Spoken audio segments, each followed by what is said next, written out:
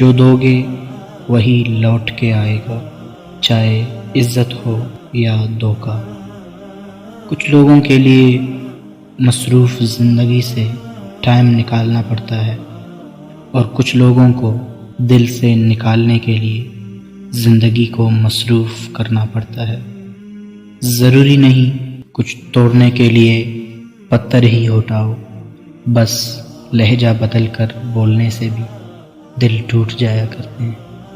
قدر کرنا سیکھ لو، نہ ہی زندگی بار بار آتی ہے اور نہ ہی لوگ۔ کوئی تمہارا دل دکھائے تو ناراض مت ہونا، کیونکہ قدرت کا قانون ہے، جس درخت کا پھل زیادہ میٹھا ہوتا ہے لوگ پتھر بھی اسی کو مارتے ہیں۔